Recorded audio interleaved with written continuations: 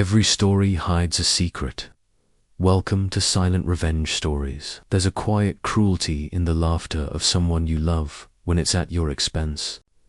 It's a sound that can shatter a lifetime of memories in a single, heartless moment. For me, that sound was the final nail in the coffin of a family I no longer recognized. My name is Imani Washington. I am 70 years old, and for 2 years I have been a widow. My husband, Charles, was a force of nature. He built Washington Logistics from a single rusty truck into a national shipping empire. He was brilliant, tough, and had a heart as big as his ambition. After he passed, I thought my role was simple: to be the quiet matriarch, to enjoy my grandchildren, and to ensure our only son, Jamal, and his family were comfortable. I had come to learn that their definition of comfortable and my definition of love were two very different things. The moment of cruel truth happened on a Saturday afternoon at my own house. Jamal and his wife Tiffany were hosting one of their extravagant backyard barbecues. They loved using my home for their parties, was grander than their own, with a sprawling lawn and a beautiful pool. I didn't mind. I loved having the family around. I spent the day in the kitchen, preparing salads and desserts, while my son and daughter-in-law entertained their wealthy friends. I was carrying a fresh tray of drinks out to the patio when I overheard Tiffany talking to a group of her socialite friends near the French doors. She was laughing, a high, tinkling sound that always set my teeth on edge. "Oh, Imani is a lifesaver," she said, and for a moment my heart warmed. Then came the punchline. "She's just wonderful. Like a human ATM. We get the grandeur of this house without the hassle of the mortgage." The women around her giggled. One of them asked, "But doesn't she ever want to, travel or spend some of that money on herself?" Tiffany let out a dramatic, dismissive sigh. "Please, what would she even do? That old lady is good for nothing but paying our bills and watching the kids when the nanny is off. She loves it. It gives her a purpose." My blood ran cold. Human ATM, good for nothing but paying our bills. The words were like daggers, but the final, fatal wound came from my own son. Jamal, who had been standing nearby, walked over and wrapped his arm around his wife's waist. "Don't be so harsh, baby," he said, and I held my breath, praying he would defend me. Instead, he just smiled and added, "She's also good for making a killer potato salad." Then he laughed, a loud, hearty laugh that signaled his complete agreement. He joined in her mockery. I froze in the doorway, my heart shattering into a million pieces. For years, I had been their safety net, their endless source of funding. I paid for their lavish lifestyle, the private schools for my grandchildren, the European cars, the designer clothes. I did it because I loved my son. But in that moment, I realized it wasn't love they felt for me. It was utility. I was a function, a resource, and a resource can always be depleted and discarded. I didn't confront them. I didn't drop the tray. I simply backed away into the shadows of my own home, my composure a perfect, fragile mask. The laughter from the patio faded as a cold, quiet rage began to burn where my heart used to be. They had underestimated me. They saw a quiet, grieving widow. They had forgotten the woman who had stood shoulder to shoulder with Charles Washington as he built an empire. That night, after the last guest had left, and my son and his wife had departed without so much as a thank you, I walked into my husband's study. It was a room I had barely touched since he passed, a sanctuary of his memory. I went to his old mahogany desk and unlocked a drawer he had always kept private. Inside was a single, sealed, leather-bound journal. A week before he died, Charles had given it to me. "Imani," he had said, his voice weak but his eyes sharp as ever. "If the day ever comes that you feel our son has chosen his wife's greed over his family's heart, I want you to read this. And then I want you to call Elijah Sterling, our lawyer and Charles's most trusted friend. At the time, I had dismissed it as the ramblings of a sick man. Now, it felt like a prophecy. I opened the journal. It wasn't a diary. It was a plan. A detailed, brilliant, and utterly ruthless contingency plan. Charles, my brilliant, prescient husband, had seen the rot setting in. He had seen his son's weakness and his daughter-in-law's avarice, and he had prepared for it. The journal outlined the true structure of our finances.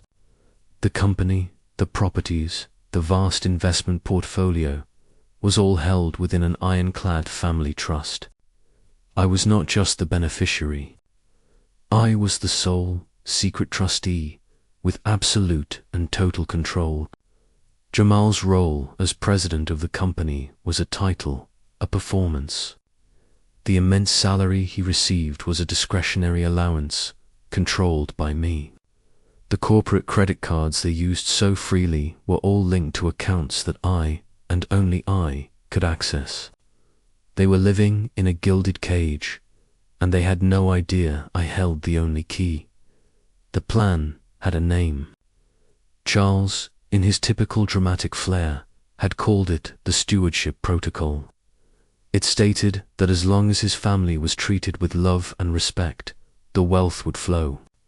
But if the primary steward, me, was ever disrespected or treated as a mere utility, the protocol was to be activated. I stayed up all night, reading and rereading my husband's final gift to me. It wasn't just a plan. It was permission.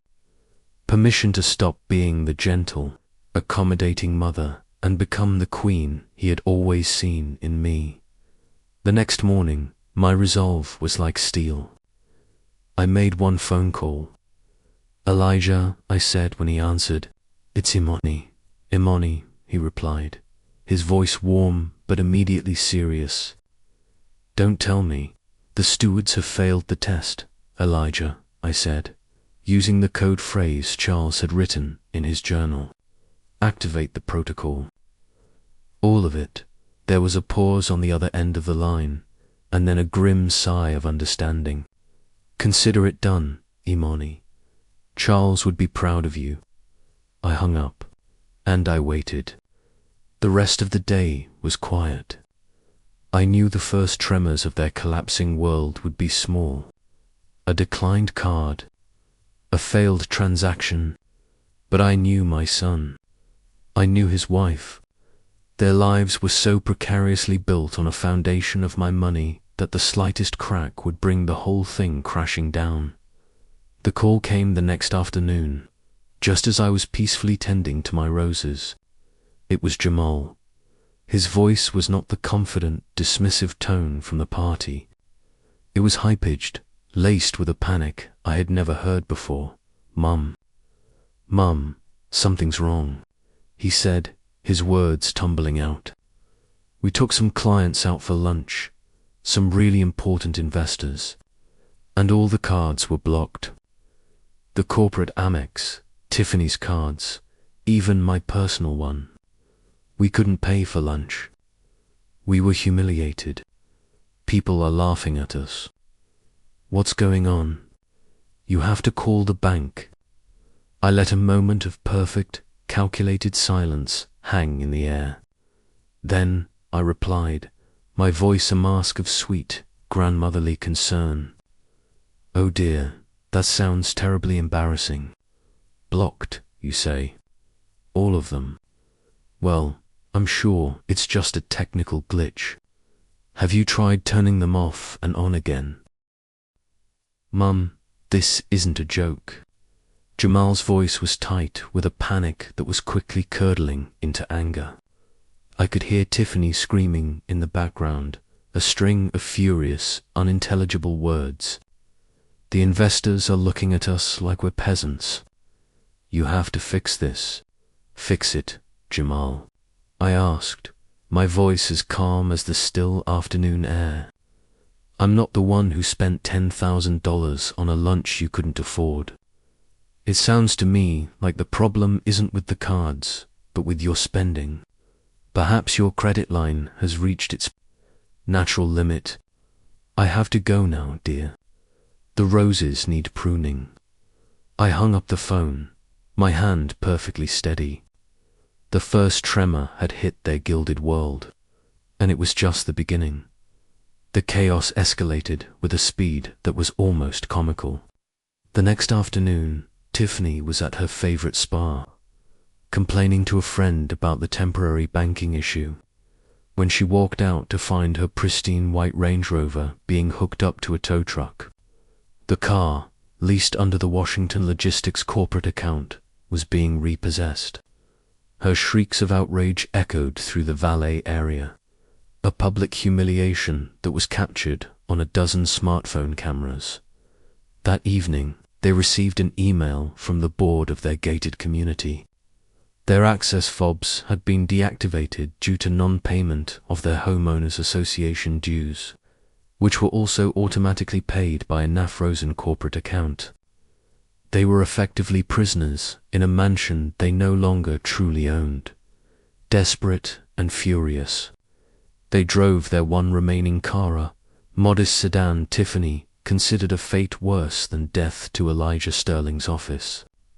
They stormed in, demanding answers, but were met with a wall of polite, impenetrable legal steel. You can't do this, Elijah, Jamal shouted, pacing the plush carpet of the office. This is our inheritance. My father wanted me to run the company. Elijah sat behind his desk, the picture of calm authority. Your father wanted you to be a steward of his legacy, Jamal, not a king spending the treasury. His will, the real will, which your mother now holds, outlines a very specific stewardship protocol. You and your wife were to be provided for. As long as the family's primary steward, your mother, was treated with the respect and love she deserved. We love her. Tiffany interjected, her voice shrill. Elijah raised a single, skeptical eyebrow. Do you? Your father had your mother's house bugged for the last 6 months of his life. The color drained from their faces. What? Jamal whispered. He was a logistics man, Jamal. He believed in tracking his most valuable assets, Elijah said grimly. He recorded everything. We have audio of the barbecue. We have you laughing, Jamal. We have you, Tiffany, calling his wife a human ATM. The protocol wasn't just triggered by a feeling. It was triggered by irrefutable proof. You failed the test, miserably, he explained the full, brutal truth. The trust, my absolute control, the fact that their entire lives, from their mortgage to their groceries, had been an allowance I could shut off at will. They were not heirs. They were dependents who had been fired. They left his office in a daze, stumbling back into a world that no longer belonged to them. The last vestiges of their power were gone. Their only remaining hope was the one person they had so thoroughly disrespected. They showed up at my house that evening. There was no pretense of a social visit. They stood on my porch, rain-soaked and desperate, their faces pale with a mixture of rage and terror. I met them at the door, but I didn't let them in. I stood in the doorway, a silent barrier to the life they had lost. You have to fix this, Mum, Jamal pleaded, his voice breaking. You're ruining our lives. The kids' school, the house. Everything is falling apart. You can't just cut us off. I am not the one who ruined your lives, Jamal, I said, my voice quiet but unyielding. I am simply stopping the funding for the life you were ruining. There is a difference. It was a joke. Tiffany cried, her face streaked with mascara. A stupid, tasteless joke. We didn't mean it. We were just talking. You meant every word, I said, my gaze so cold it made her flinch. You have spent years treating me not as a mother, but as a line of credit.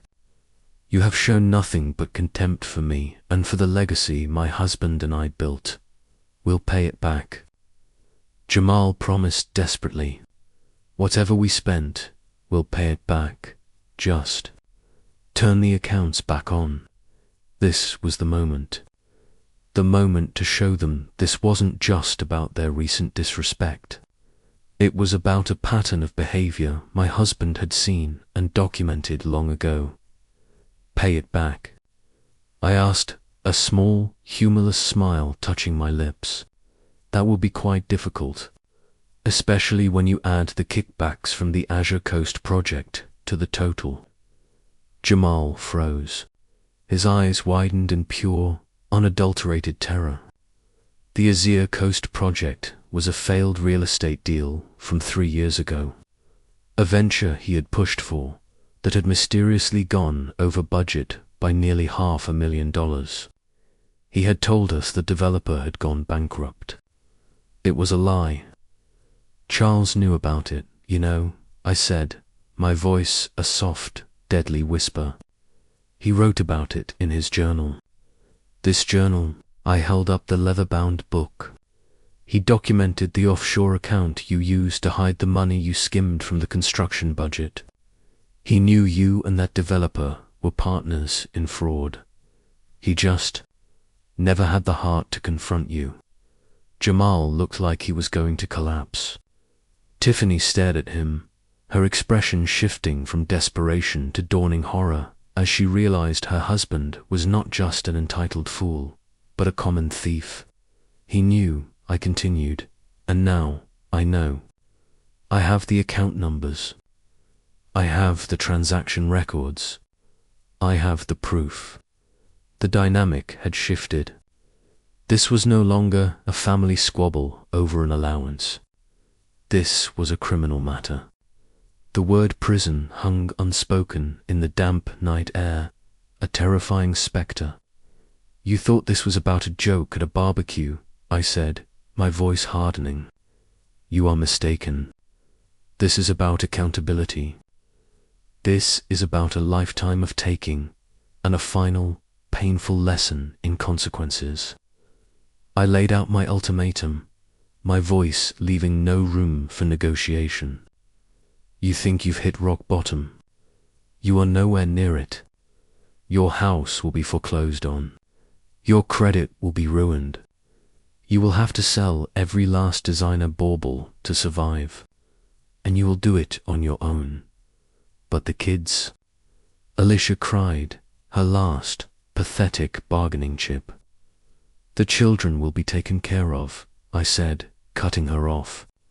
I have already established a separate, untouchable trust for their education and well-being. They will not suffer for their parents' sins. But you too, your free ride is over, permanently. I gave them one final, devastating choice. You have 1 week, I said. 1 week to come to me with a plan. Not a plan to get the money back, but a plan to repay what you have squandered and what you have stolen. If that plan is not on my desk in 7 days, this journal and all of its contents go directly to the district attorney's office. The choice is yours. Now, get off my property.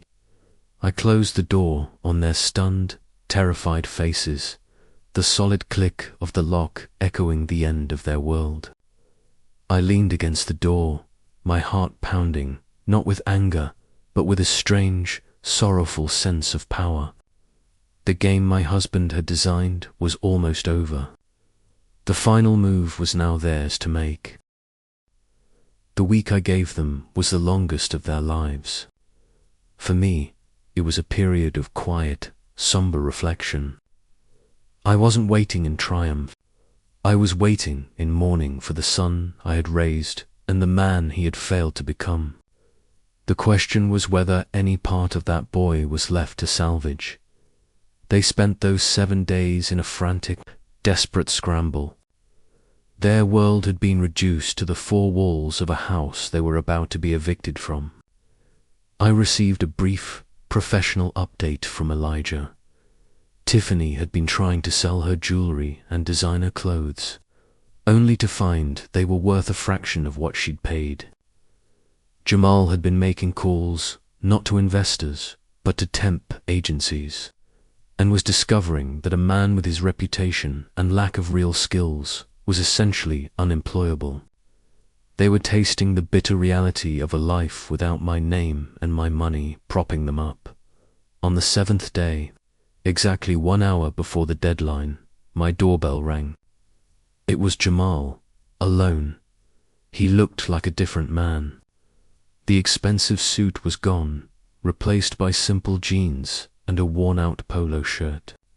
The arrogant swagger was gone, replaced by the heavy, stooped posture of a defeated man. He was holding a single, crumpled folder. "Tiffany's not here," he said, his voice quiet and hoarse. "She left this morning. She said she didn't sign up for a life of being poor. She went back to her parents." I wasn't surprised. A partnership built on greed dissolves when the money runs out. I simply nodded and gestured for him to come in. We sat at my kitchen table, the same table where I had served him countless meals, where I had helped him with his homework. He slid the folder across to me. "This is our plan," he said. It wasn't a plan to get rich. It was a plan of surrender. It detailed the sale of their few remaining assets, sedan, some furniture, a watch. It included a budget for a small 1-bedroom apartment in a working-class neighborhood, and at the end, there was a list of menial jobs he was applying for: warehouse stocker, delivery driver, night security guard.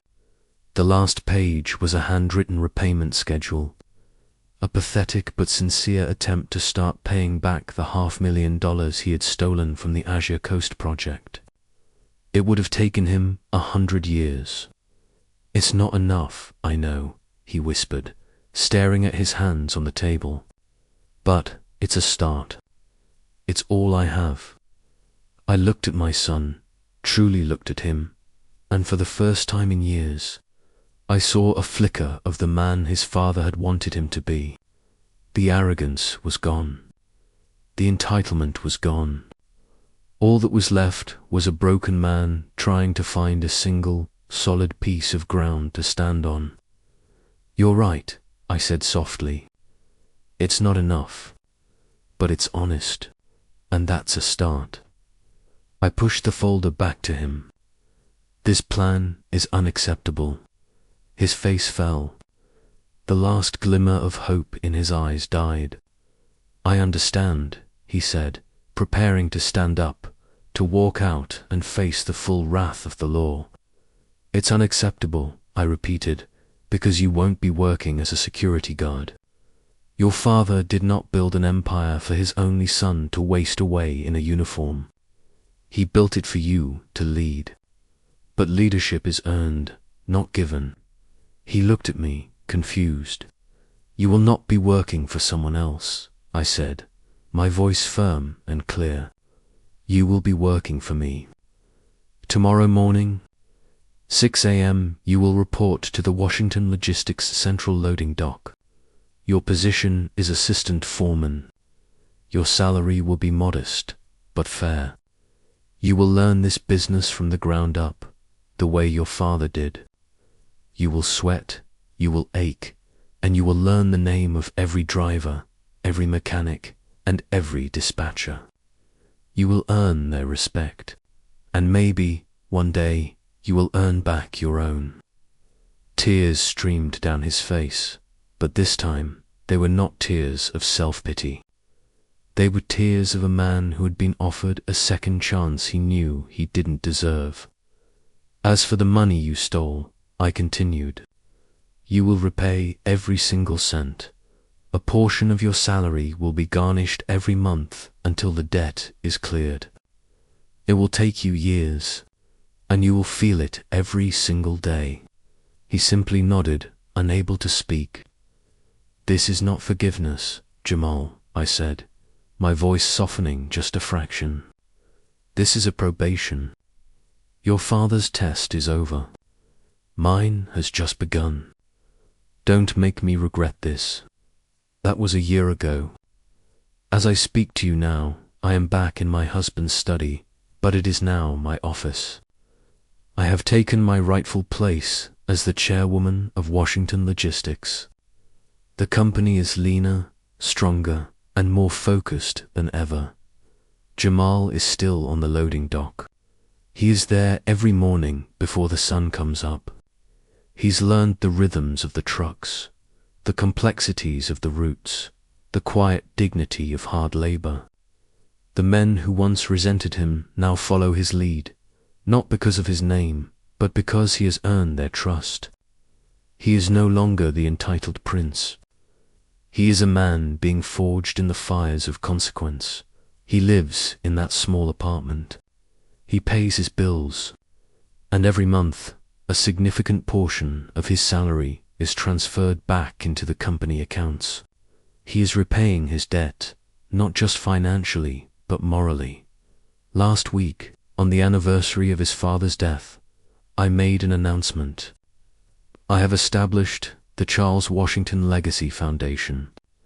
It is not a charity for the needy, but an investment fund for the ambitious. It provides seed money and mentorship to our own employees who have innovative ideas to improve the logistics industry. The first project it will fund is an efficiency proposal for the central warehouse, a brilliant plan that will save the company millions.